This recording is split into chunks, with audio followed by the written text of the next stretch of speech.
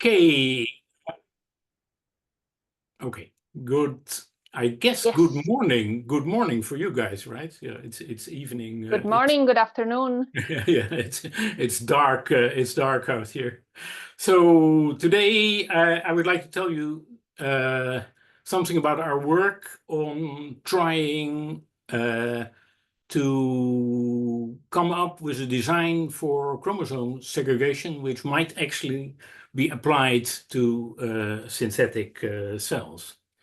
But I was first asked, now I have an interesting thing. I was first asked to say a few words about myself. So I have to start by apologizing.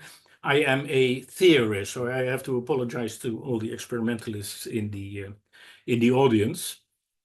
And as a very short bio, for a fair number of years, until my retirement last year, I was a scientific group leader in the AMOLF Institute in Amsterdam, heading a group called the Theory of Biomolecular Matter. And for about 20 years, I was also a professor of theoretical cell biology in Wageningen University, actually working on plants mainly.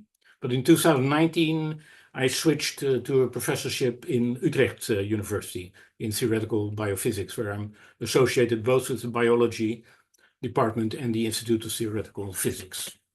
And to prove that I don't have only two left hands, here's an image of me in one of my favorite activities, was working with very small children during our annual open science day.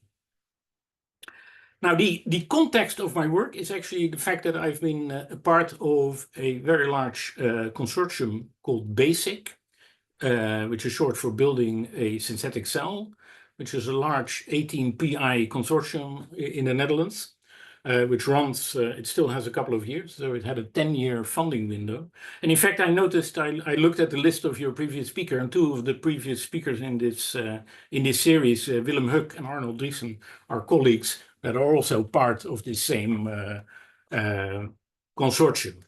Now, the consortium had a number of work packages, and one was called self-fueling. This is the idea that, an autonomous synthetic cell must be able to basically generate its own energetics, also in order to drive chemical processes. Of course, it must also be able to process DNA, so read off DNA that is there and produce proteins out of it. And then, of course, the holy grail is, of course, can you get an autonomous cell to divide? And that consists of a number of components. Now, one, of course, you need to, and I hope that my pointer is visible, you need to be able to replicate your DNA. And of course, you need to be physically able to divide yourself in two. But there's this little pesky step in between, and this is the one that I focused on, which is how do you spatially segregate the duplicated chromosomes if you ever get to that point. Yeah, and the reason is, of course, if you think about division, then of course, the first thing that always comes to mind is you have to replicate your DNA. But of course, it's equally important to ensure that the two duplicated chromosomes get spatially partitioned in such a way that after a division process, the two daughter cells both get their own copy of the duplicated DNA. And this is the segregation problem. Now, of course, you can think of, where can I get my design ideas from? You can think of eukaryotic systems, where, of course, we know we have this very beautiful machinery for doing that, which is the mitotic spindle, in which the condensed chromosomes out here are grabbed by these bundles of microtubules and then ultimately pulled apart. So that is a great thing, but of course, you immediately realize that needs a lot of components. So there's dynamical microtubules, there's centrosomes for nucleating them in the right way, there's motor proteins, which do a lot of the bundling and the force productions, there's bridging proteins, which keep the whole thing apart, there's kinetochores on the DNA, where the microtubules latch onto, and more components still. And so you can immediately see that somehow this is ruled out for your basic synthetic cell 101 because it's far too complex. So that's ruled out. Now, another solution would be to just make multiple copies of your chromosomes and then simply hope for the best. But that's the idea, that you have a suitably large number of copies of your chromosome. And then when you make a division, then if you roughly partition them 50-50 over the daughter cells, that's okay. But of course, this is not okay if by a chance fluctuation you divide such that one of the daughter cells gets a lot of copies and maybe, or hopefully not, one of them doesn't get a copy at all. That clearly is not okay. Well, the upshot of this is, of course, this is a statistical process, and it's hard to control in a way. Also, it requires redundancy in the sense of having multiple copies. And it's not very robust because it suffers from these small number fluctuations. And so very early on, of course, the idea came along, can we learn from the simplest living organisms, i.e. Bacteria? Because they effortlessly segregate their duplicated chromosomes. And here are some images where you see this is the outline of the bacterium, and here the DNA, so the nucleoid of the bacterium where the DNA is located, is stained using DAPI. And then you see that as the bacterium grows, at some point you see this sort of gap appearing between, and on one side and the other side are the two duplicated chromosomes. So this is spatial segregation in action. And of course, the big question is, how does this work? Unfortunately, I think it's fair to say that this is a question which has not been fully resolved yet. And the problem is, in fact, resolution, in the sense that, of course, prokaryotes are much, much smaller than eukaryotes. And therefore, all these internal processes are far more difficult to visualize. And of course, if you want to look at dynamical processes, space of time, you can't use electron microscopy, which would have the right spatial resolution, but doesn't have sort of the right field of view. And so you immediately run into problems that you're dealing with resolution limited imaging of spot. And this is also why it's very hard to actually see what's going on in bacteria. Yeah, but of course there are things that we do know. We know the thinking of E. coli. It has a single circular chromosome with about 6 million base pairs. And there's a specific location on the circular chromosome called the origin of replication, where two replication forks start and move in two different directions along the circular chromosomes, ultimately ending up basically and typically at a site called the terminus of replication. And typically all of this goes on while the bacterium is growing. And so if you see the first situation, you have the circular DNA, there's origin of replication, and then a small replication bubble starts. And all the while the bacterium is growing, and then roughly speaking, by the time it's twice its original length, you hope that it has finished the replication, and then the two sister strands can separate, and then scission can happen, and each of the daughters gets a copy of the circular chromosome. I won't go into the difficulties that this process of replication takes about an hour, whereas fast dividing E. coli does it in 20 minutes. So that's a whole different story, but this is, let's say, for a slowly growing E. coli. And of course, again, how they had a big multi-dollar question is, how does segregation work here? Now, that's of course something that people have thought about quite a lot, and it's sort of funny little history. There's very old models. This was a very cute idea. Say, if you have your two replications origin and you basically attach them to the sides of the growing bacterium, then, as it grows, these things will be pulled apart. Unfortunately, that doesn't work because, okay, so these numbers don't take them with a pinch of salt, but there's about at least an order of magnitude difference between the observed speed at which this segregation takes place and that of growth. So this cannot work. Now, then over many years, people have worked on this, and okay, I have to apologize.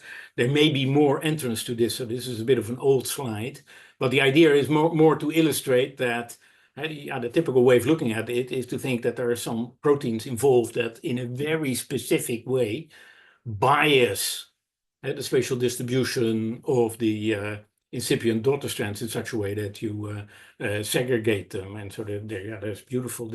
So actually, this transertion-mediated model by Konrad Woldering was one that I was supposed to look at some point in my career, and it involves latching the partial transcripts from the nascent DNA strands to the outside of the cell to be extruded, etc., etc.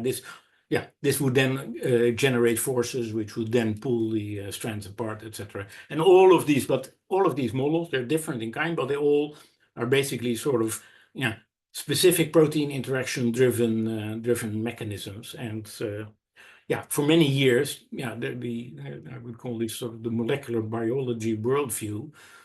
People thought, at least until about 2 decades ago, that you absolutely need to have some kind of protein-driven machinery in order to do segregation. Okay, but then DNA is also a polymer, and this is what biologists may not think of, but physicists, of course, when you think of a polymer, you immediately think about, okay, what's a polymer? What kind of configurations does it take in space? And this is where, in our case, serendipity actually struck, because while we were supposed to work on this transertion-mediated model, which was very complicated, we, of course, as physicists said, okay, let's do the simplest thing, just put 2 circular chromosomes in a container which is, let's say, the size of a bacterium which is about to divide. So let's say it's roughly 1 micron in diameter, and by the time it divides, it's about 4 micron long. And I scale all of this such that I do take into account that I have about 1.5 millimeter long chromosomes in there. And of course, it's coarse grain model, so it's a bead spring model, so each bead has a large number of base pairs in it, but the whole thing is scaled in such a way that the unperturbed size of these chromosomes is appropriate for 1.5 millimeter objects in this scale. And then, of course, we said, let's run this and see what happens. And of course, this is sped up. At the time, these simulations like this would run overnight before you would get the results. And although it's slow, it's only 20 seconds, but it always seems to take a very long time. But there you have it. You get complete segregation. And I have to say that we didn't put any specificity in. The only thing is here you have 2 polymer chains, and the only interactions between them are repulsive. So it's entropy and entropy alone that is doing this, right? And now, so if you repeat this experiment, and this is with 2 circular chains, you see that at least in 9 out of 10 times here, you get fairly rapid, nice segregation. And this is the center-to-center distance of the chains in measured on the scale of the cell. And there's one which is sort of lagging, but I think it's just a question of that we were not willing to simulate long enough. This would also segregate. So that seems to work very nicely. But then, of course, the question is, entropy, yes, nice, but what's a driving mechanism? And at first sight, may actually be surprising, because there's this very classical result from polymer theory that the free energetic cost of overlapping 2 repelling polymers in free space is surprisingly small. And in fact, it's only of the order of kT independently of the length of the polymers. Yeah, this is a very subtle effect. It has later been verified using simulations, and the real number is something like 2 point something kT. And it roughly speaking comes from the fact that if you're a monomer sitting here in this sea of other monomers, you have no idea whether another monomer close to you belongs to yourself or to the other polymer. So you're roughly speaking in a sort of a homogeneous mixture, and there's no obvious reason for you not to like this environment. And of course, there are small constraints that the presence of the one polymer imposes on the other, which ultimately, they would feel happier when they're segregated, but this cost is simply very small. So, however, that is in free space. But now, and this was already known since the pioneering work of de Gennes on polymer theory, if you now confine these polymers in one dimension, think of a cylindrical confinement, and the confinement length here, d, which is the diameter of this cylinder, is much, much smaller than the radius of gyration that the polymer would like to have when it was completely free. Then in terms of the so-called blob language of de Gennes, each polymer basically changes into a series of blobs, and within each blob, the polymer has its normal behavior. And if you then work out, since the size of this blob is just given by the size of the confinement, then the lateral extent of a polymer under this confinement will actually be proportional to the number of monomers in the polymer. And so that also means that if you overlap two of these polymers, they will pay roughly speaking, 1 kT of free energy for each of the blobs in which they are overlapping. But then, of course, there are a number of these blobs that are overlapping, and this number is proportional to the number of monomers in these chains. So if you work out what the free energy at full overlap is, this is actually proportional. It's extensive in the number of monomers. So that is actually a very large force, which is actually driving them apart. They just now, because they want to avoid having to overlap in all these different little blobs that you force the polymer to be in. So that is how entropy does it, and in a way, it's remarkable because this, this was just in de Gennes' book. You could just look it up, except that nobody had realized that in the context of bacterial DNA segregation, this might be of importance. Now, so then, that yields the attractive proposition. Entropy may be sufficient for segregation. So can we actually exploit that?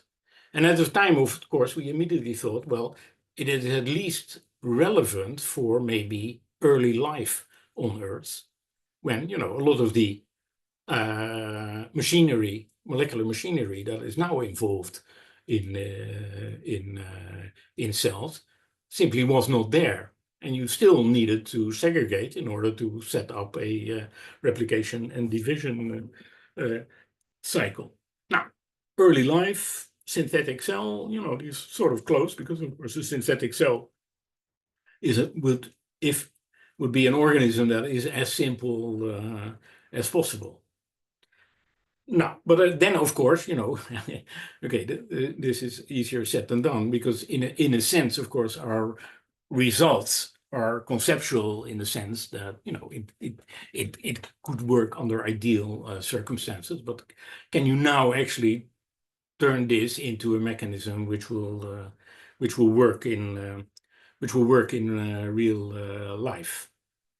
Now, and then, of course, there's lots of different things that you need to think about, and there's lots of design parameters that you can think about. Now, of course, there's some which have to do with the environment. You can think of what the optimal cell size should be for this effect to work. And then immediately you start realizing that in the context of a synthetic cell program, there are all kinds of constraints.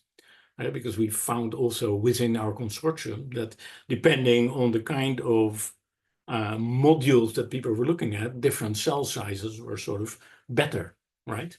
And so you have one of these problems where you have multi-criteria optimization, and nobody can maybe be totally happy. Now, the other thing you can also think about, which is important, I showed you in the bacterium is a rod-shaped organism. And clearly there's something about the anisotropy of this shape, which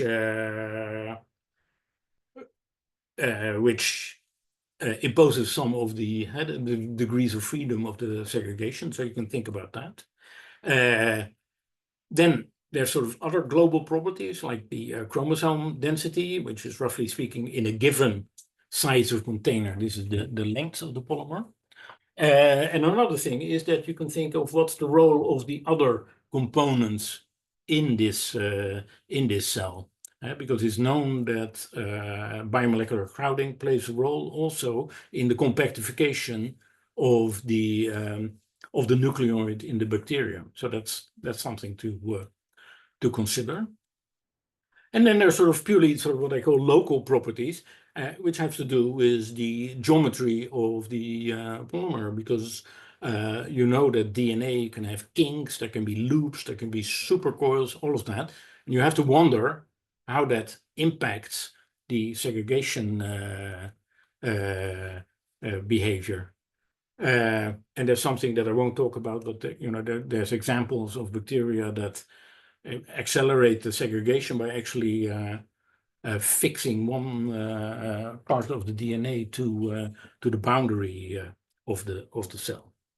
And so what I will do today is actually touch upon two of these issues, which is the geometry of the polymer itself, and also a little bit about this issue of what crowding can do for you in this context.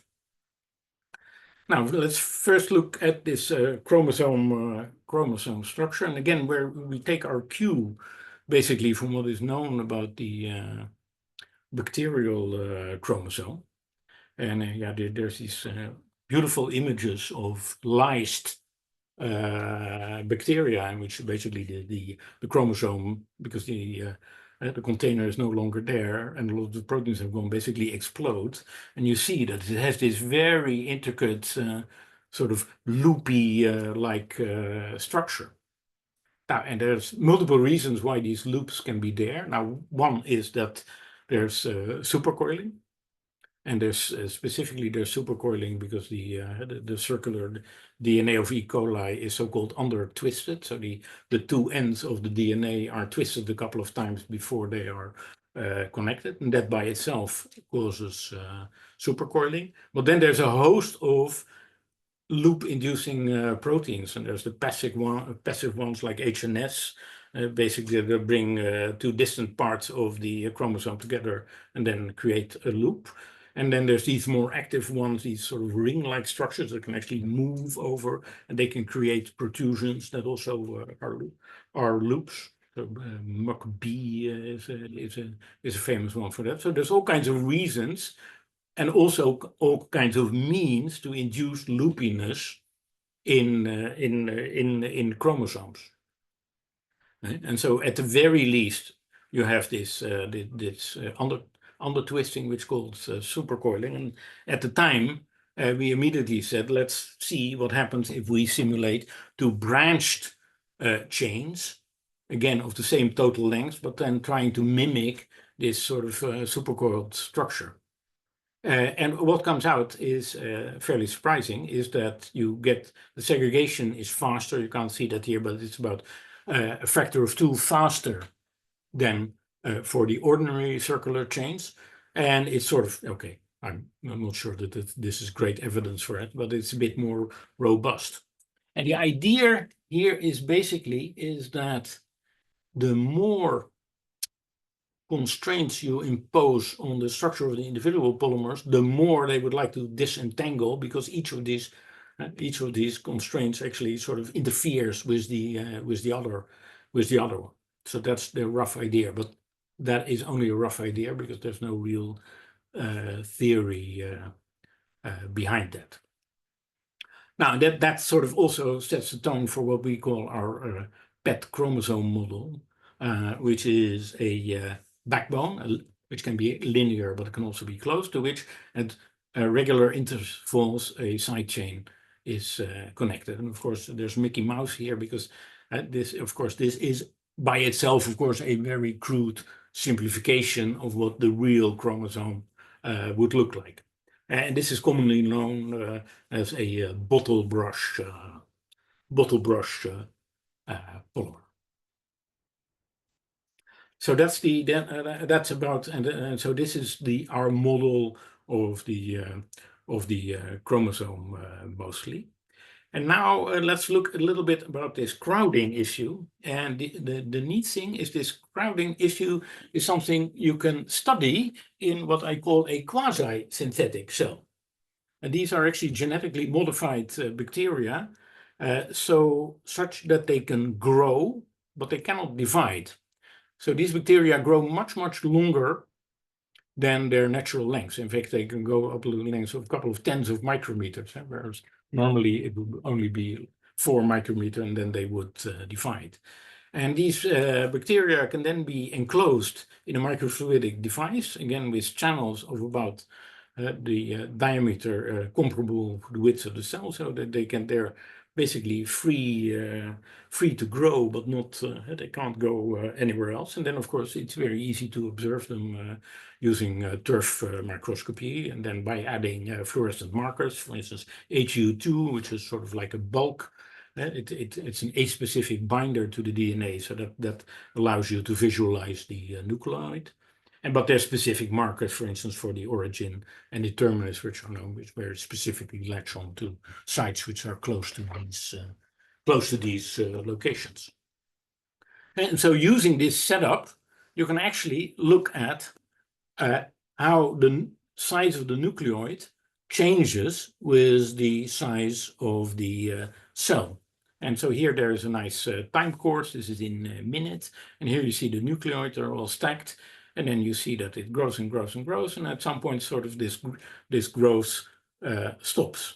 And so if you make a nice cell length versus nucleoid length curve, you see this sort of very gradual increase of the nucleoid length, and then that sort of saturates to some kind of value.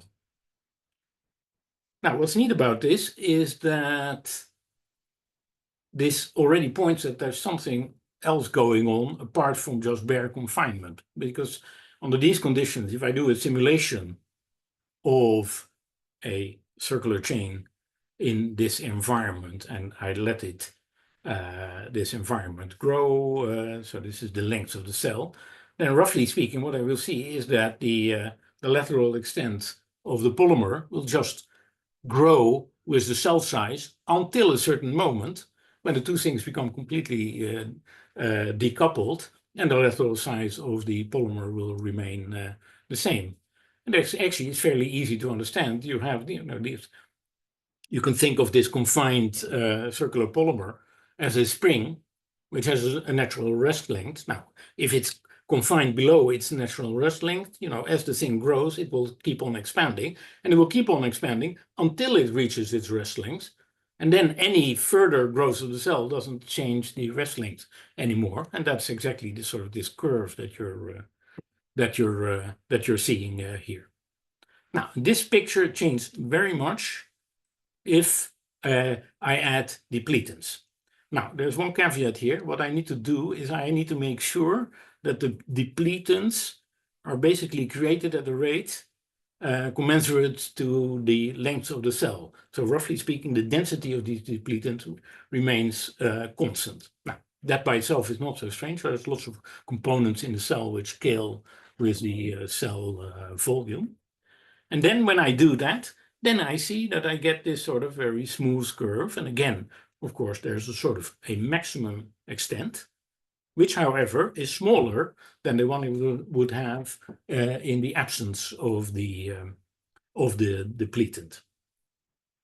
Now, there's a blindingly simple model you can make for that. You can think of the nucleoid indeed as a spring, and it's pushing against a gas of dissolved or dissolved molecules that counter it by an osmotic pressure. And you can easily write down the force balance, assuming that the nucleoid behaves itself as a spring with a certain rest length, which is compressed. And you can easily work out what the force is due to the osmotic pressure of these dissolved molecules. Now, it is a blindingly simple idea, but this you can fit these expressions to both to the simulation, but you can also fit it to the experiments, and it works very well. So this strongly suggests that at least in the living cell, the nucleoid is influenced fairly strongly by the presence of these macromolecular crowders. Now, this also has implications for segregations in cells. So you can also look at these cells. They can replicate their DNA, but they cannot physically divide. So at some point you see two nucleoids, and then you see them going apart. And intriguingly, they end up at a quarter and three-quarter positions in these cells. And this is also what you see in the simulation. The explanation is actually fairly simple. There's two processes involved here. One is this sort of direct entropic repulsion that I showed you in these very first simulation. But of course, that direct repulsion basically stops as soon as the two polymers are segregated, because they don't overlap anymore, and then there's no cost associated with that.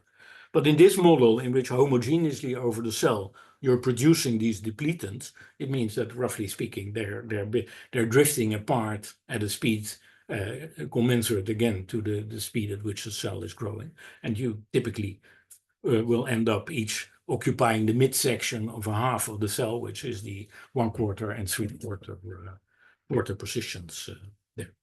Yeah, so this strongly suggests that crowding is important, but unfortunately, in the following, I'm not going to show you any results with crowding, but keep it in mind. Because what I want to do is show you some of our latest results, and they are not completely finished yet. So it's definitely ongoing work in which we're applying these ideas to actually come up with a design that will work in a model synthetic cell. Now, and the first thing you then have to think that the synthetic cell most probably will be circular to begin with, and which means that its physical division mechanism would be one in which you have constriction followed by fission.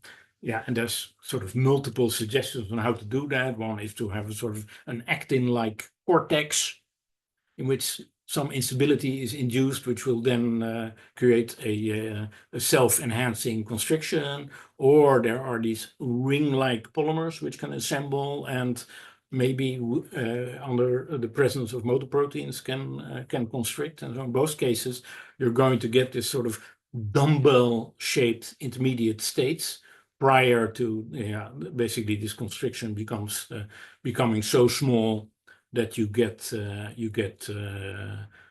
fission. And so that means that the kind of situation that we would like to look at is this sort of dumbbell type configuration, which is sort of a representative of a partially divided spherical protocell. And in this setting, we would like to understand how the relative dimension of the polymer and the confinement plays a role, whether the structure of the chromosome plays a role, and of course, what the degree of constriction, how important that is for the freedom with which the polymers can evolve in this structure. And of course, crowding is there, but like I said, unfortunately, I'm not including this right now. Now, what we did vary was a number of things. So the backbone topology, we both considered linear and circular chains. And the reason is that in a sense, linear chains are easier to make than the circular ones in the synthetic content. We varied this side loop density of this bottle brush polymer model from low to high, whatever that may mean. And of course, we also varied the confinement geometry, basically playing around with the diameter of these semi-spherical parts and the size of the neck between them. So this already shows you that this is already here a pretty large phase space. So we're talking to actually map that out required a lot of simulations and a lot of interpretation. Now here I'm showing you the results for 2 linear chains in 3 different environments. One with a small neck, one with a medium neck, and one with a largish neck.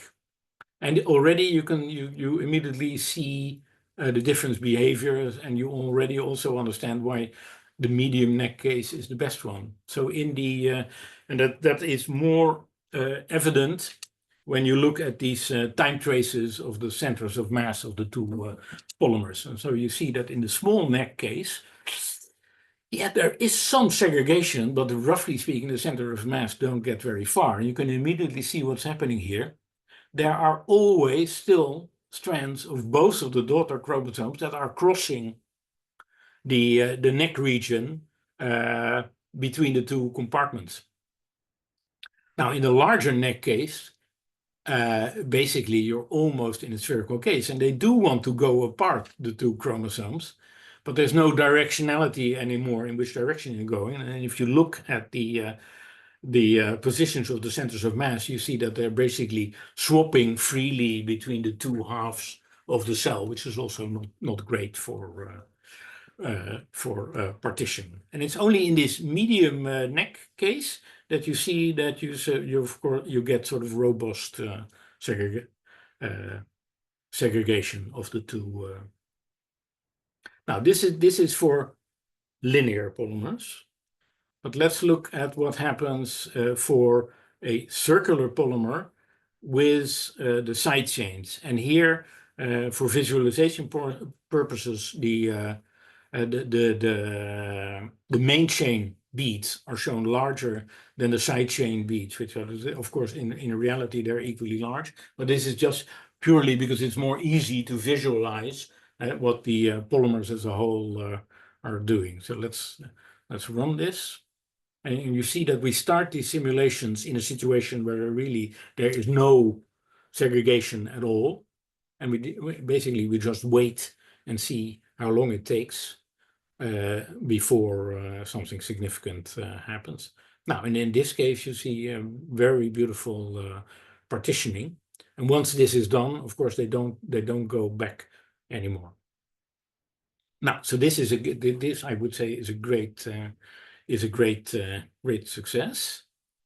And yeah, it also yields some pointers towards a good design. And here we get some more graphs. So this is a graph in which we plot the fraction of successful segregations against the volume fraction of the chain in the container and the side loop density, which is sort of increasing linear along this chain. And of course, darker colors means more success, and the numbers are here. So 1 means that and that's averaged over at least 10 simulations, you always end up partitioning. And so from this, you can see that roughly speaking, having a larger side loop density is better, and having an intermediate volume fraction. And this is also easy to understand. If the volume fraction is too low, there is not enough interaction between the polymers. If it's too high, you get almost glass-like behavior, and there's no motility left in a way. And that's also, fortunately, the same trend in the time it takes to partitioning.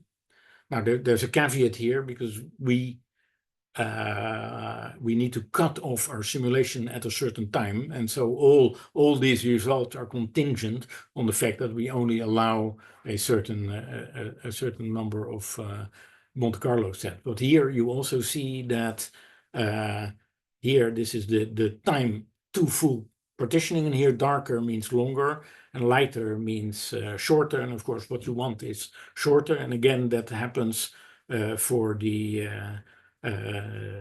higher side loop densities. So that's okay. So that is nice that at least we can say this. But however, and now that this is as physicists go, we would also like to understand what's going on, and that is actually pretty hard. And the reason is that there are multiple processes going on here, and to disentangle them all is pretty hard. So one thing, basically, is that this entropic repulsion between the polymers means that a sort of exclusion between the monomers of the two polymers occurs. However, that may be a sort of totally random configuration in the environment. So this is not what you want yet, because you also want separation, namely that the two things move apart. Of course, ideally, you want this separation to be sort of guided by the axis of symmetry of your container. But that is not all that needs to happen, because you also, and I showed one of these intermediate results, you also need to clear the neck, because of course you cannot divide by fissioning if there are still strands sort of crossing the gap. Now, real bacteria actually have again a motor-driven machinery which does this sorting right at the end, so that this doesn't happen. But of course, our synthetic cell does not have that stuff. So you want the neck to be cleared, but that is not the whole story, because of course the neck would also be cleared if everything would go into one compartment. And then finally, what you really want is the ultimate goal, which is this correct partitioning, in which each half of your container actually receives one of the chromosomes. And having said that, I mean, the details are daunting, and this is just to show you that we've been trying to analyze the dynamics of these various effects, sort of putting measures on these different effects, trying to see to what extent they're correlated in time and what extent they're not correlated in time. There's another thing which is also nice here. You can see that there is, we start these simulations in a sort of completely mixed configuration. That also means that you have a fairly long induction time until you cross a certain barrier, after which the segregation process starts.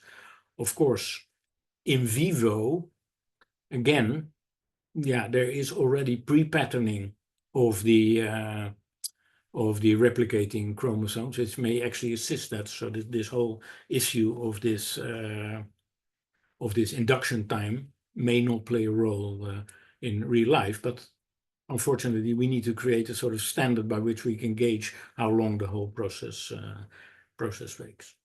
Now, with that is roughly where we are. And okay, so there's a warning, there's political incorrectness coming ahead.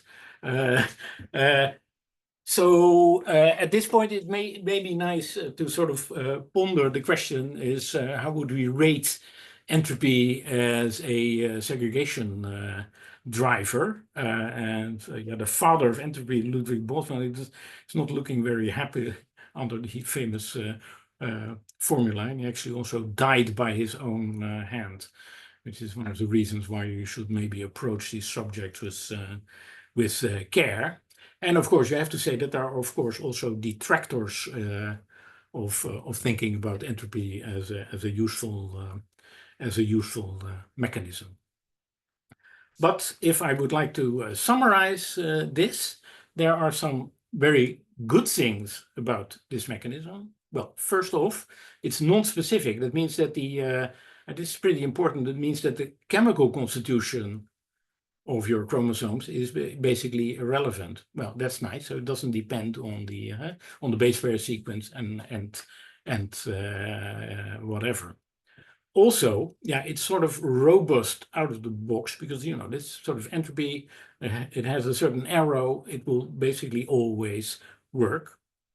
And as I've tried to show you, there are a number of design knobs you can twiddle. Whether, in practice this is easy because you'd have to, like our work seems to suggest we want a circular chromosome of a certain size. Now, okay, the guys that are working with the so-called pure expression system in the synthetic cells, they work with very small linear stretches of DNA.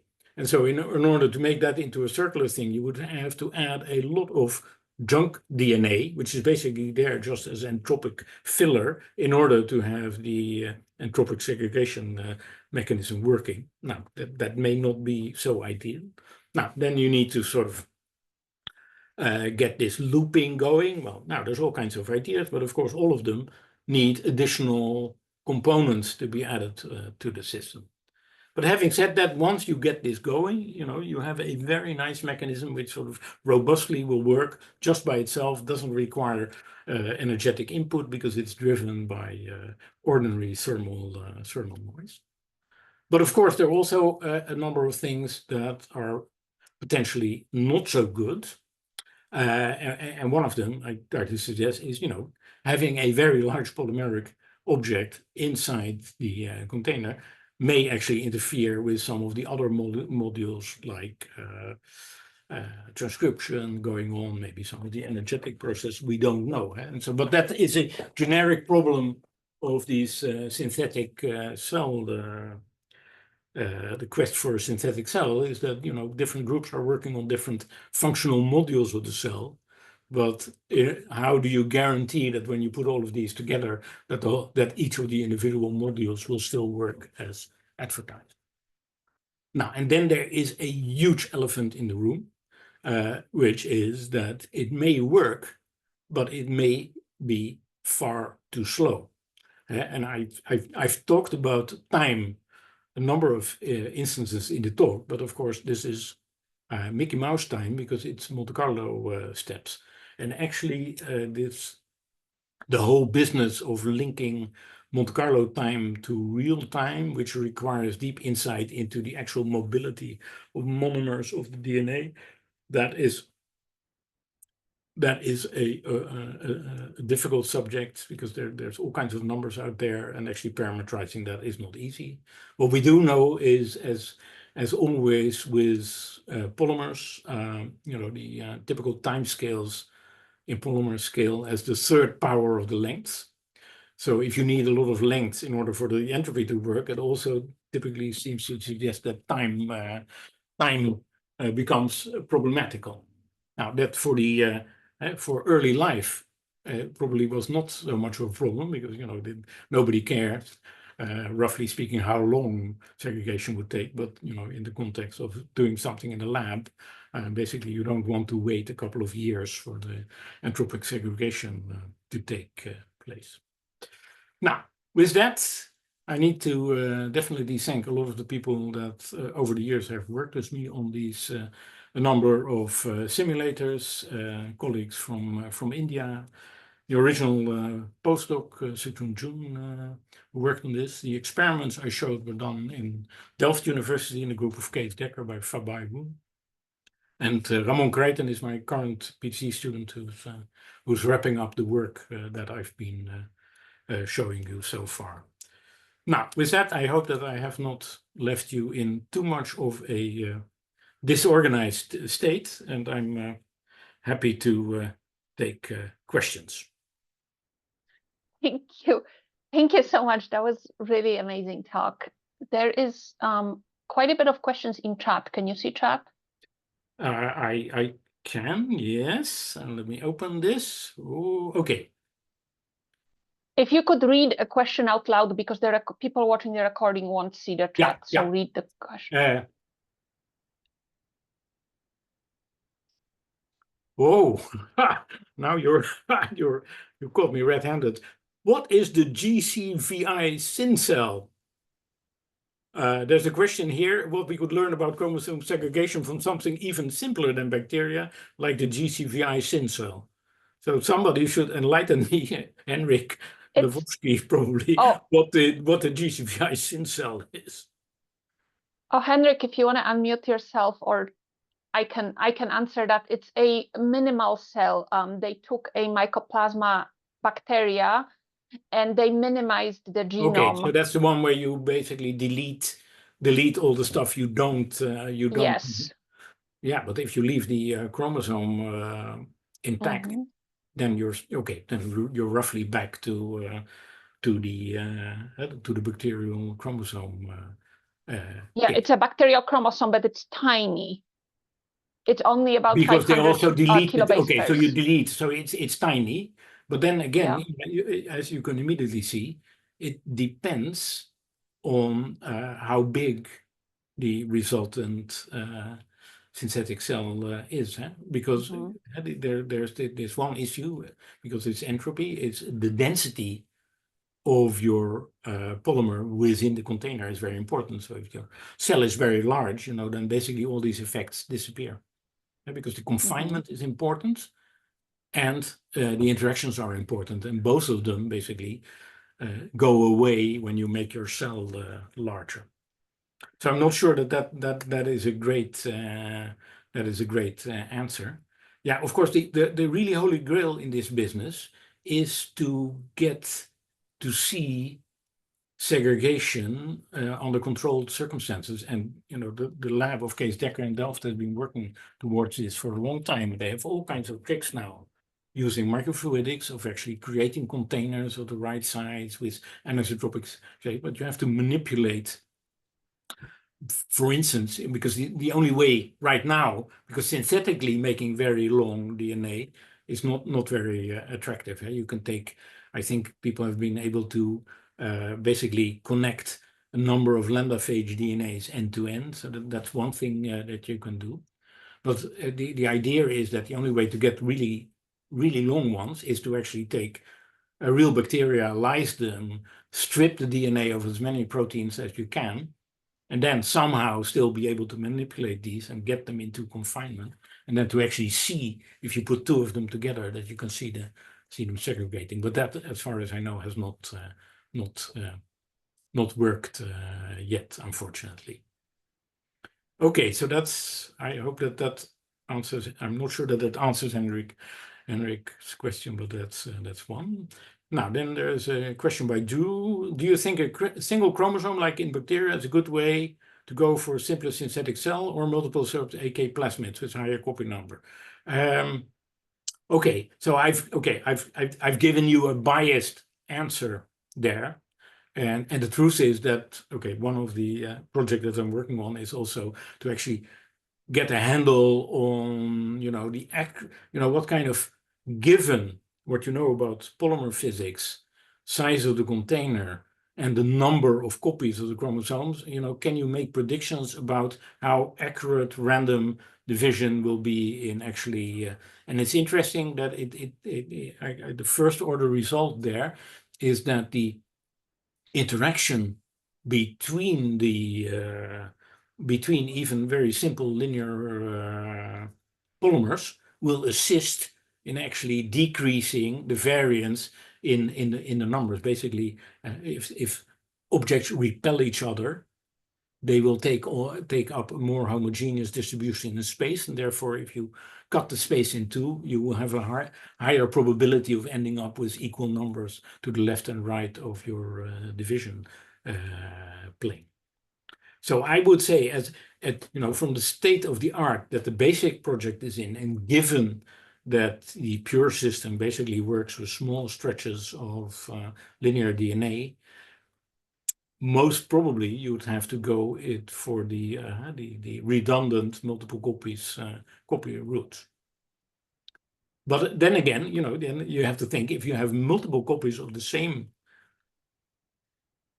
gene, that also means you have to think about the stoichiometry of your protein expressions, right? Yeah, this is also something you need to worry about, because that in a living cell, all of this is sort of controlled by the way that transcription works.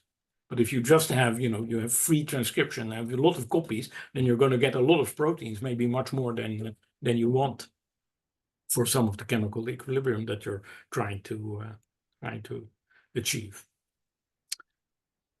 Okay, so that's, I think pragmatically, we should go for the many copies one, but but it has its own problem. Yeah, from a scientific point of view, sort of, I'm much more in favor of actually trying to get this entropic mechanism to work, because I just think it's fascinating and hope that it works. Yeah, so Drew, I hope that is an answer. And then there's a question by Aman. In the part where you talked about confinement and neck region between an adjacent cell, does the size of the neck being medium correspond to the RG? No, because the typical RG of all these polymers is much larger than the confinement. Yeah, this is one of the, this entropic repulsion mechanism that drives the segregation works because the polymers are confined below their natural scale. No, what is much more important here is the size of the loops. And you can imagine that if you have a brush, and even though the bristles are somewhat floppy, it's still hard to basically push it through a small hole. So you get sort of congestion effects when the size of the neck is too small. But again, and this is that also depends on the size of the loops. And so far we've, roughly speaking, that will be another parameter to play around, is small loops versus large loops. But that, that again increases the phase space we need to consider by a lot. Yeah, but I think the most important thing, and that as a sort of a take-home message, is that the typical confinement length has to be below the typical RG of the polymers involved. Otherwise, this entropic acceleration segregation doesn't work. Yeah. Right. So I hope that's Armin. Then Benjamin says, do you think that DNA methylation differences of new and old DNA have an important role in the dynamics of DNA partition? Okay, this is a very subtle. It's a very subtle question. The zeroth order answer. Yeah. So the chemical, because the only thing that really plays a role is the repulsion here. Just the bare fact of methylation, I don't think will make much of a difference. It could make a difference, for instance, if the methylated DNA is stiffer than the non-methylated ones. Because I haven't talked about that at all, but if you start playing around with different persistence lengths of the DNA, then there's other results in other contexts that shows you that stiffer polymers would like to demix from less stiff polymers. So that could be an additional driver. But now you have, okay, then this effect needs to be, roughly, it needs to be very strong. So I think my zeroth order answer to this one would say no. I don't think methylation will play much of a role. I think you got through all the questions. Yeah, I did. I hope. And yeah, I would be really curious to see how it's going to work with the absolute minimal chromosomes, because I think that's the question back to what Henrik was asking about the smallest chromosome. So the honest answer is here, because of course you in a synthetic cell you want just a limited number of, let's say, 2 genes, and so the answer would be to have what I call have junk DNA play the role of entropic filler, which does not which is not transcribed or anything, but it's just there. Yeah, it's conceivable that may work. Yeah, so you need basically you need DNA which are orthogonal to any of the things that are being transcribed in your system. Yeah. Well, there's a lot of work for us to actually build it. Okay, there's one thing I learned. From the synthetic cell project. It's truly fascinating, but it's very difficult. But at least you have great discussions about all kinds of things with each other. Yes. So that's I have to say that the discussions we had as a consortium, they were always really stimulating, because you're basically forced to go out of your bubble, right? So I'm a polymer person, but then somebody else says, yeah, no, but I need this to be at this temperature, or I need to have these this in that's incompatible with your ideas or whatever, and there was a lot of that stuff going on. Yeah. Right. All right. Thank you so much. No, my pleasure, and it's great. I didn't know about these series, but I'll look out for it. I may join sometime in the future. Please Again. do. Yeah. And have a great rest of your week. Okay. Thanks very much, and same to you. Bye bye. Bye. Bye bye.